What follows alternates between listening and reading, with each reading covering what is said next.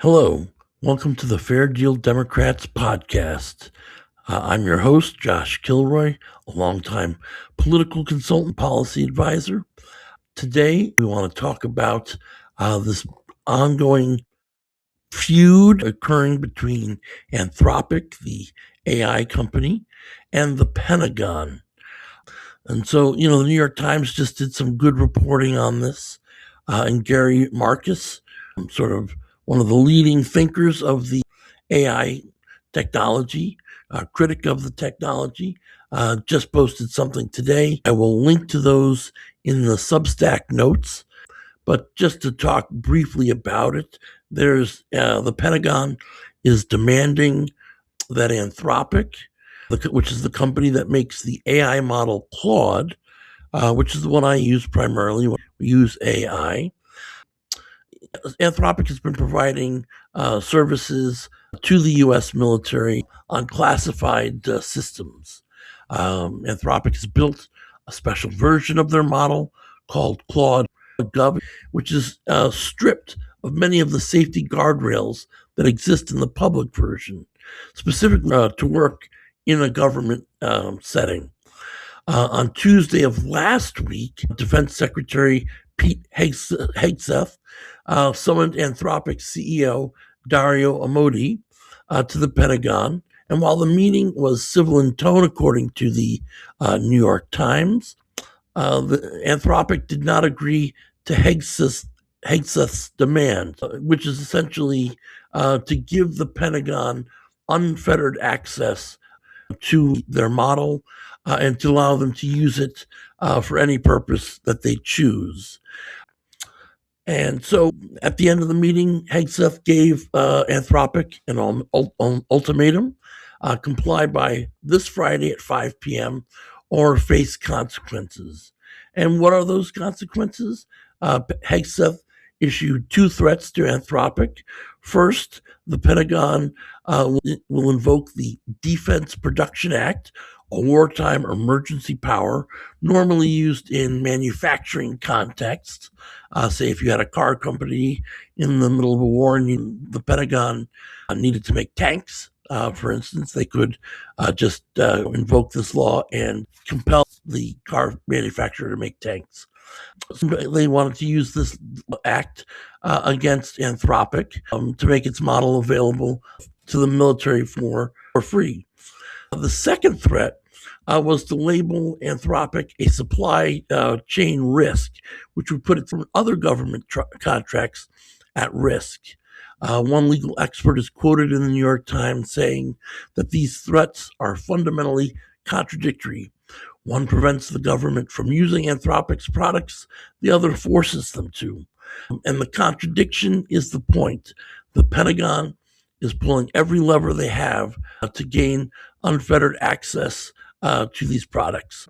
So the first question is, why is Anthropic not willing to comply with this?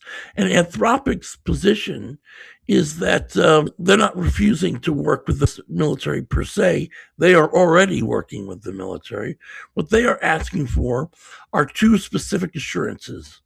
One, that their system will not be used in autonomous weapon systems, drones, and targeting decisions without meaningful human oversight. The Anthropic spokesperson, quoted in the New York Times, says that their company needs to ensure that its models are used in line with what they quote unquote reliably and can responsibly.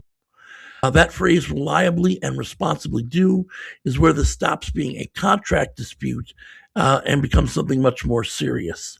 The Pentagon's position is that they can't have their contractors telling them what they can and cannot do. As long as they have the product and are using it lawfully, it is not the business of the vendor to issue, set guidelines that to what they can and cannot do. That is a prerogative only for senior military leadership, which is not an unreasonable position. But the core question is, what can Anthropic and by extension other AI systems potentially, what can they reliably and responsibly do? AI researcher Gary Marcus, writing in the last few days, points to a new study by Keith Payne that ran a series of large language models through simulated nuclear crisis scenarios. The results should stop you cold. Across multiple models, the nuclear taboo, deeply embedded international norm since 1945, was, in the words of the study's abstract, no impediment to nuclear escalation.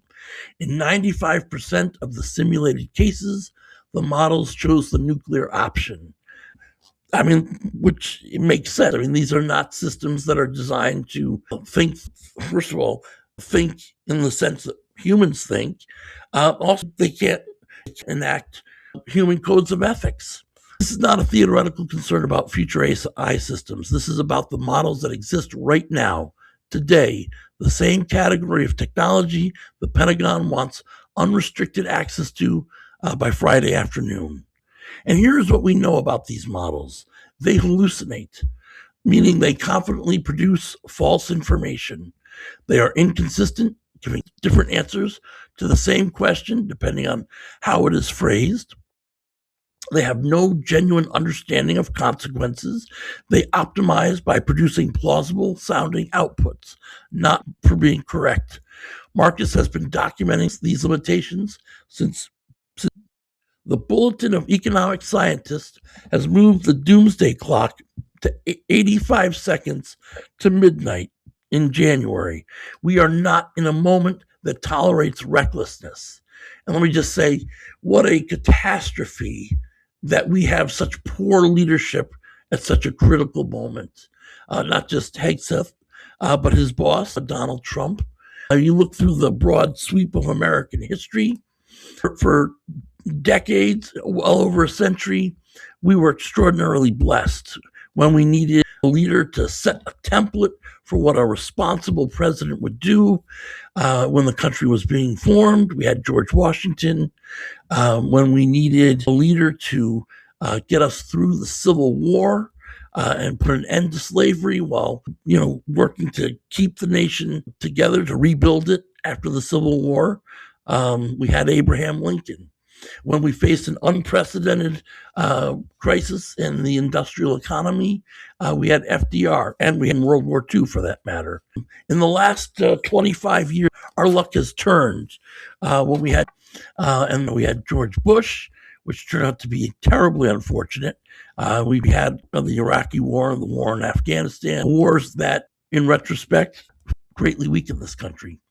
And we sort of knew it at the time. It wasn't just in retrospect. You could have predicted this before the war started, as many people, myself included, did.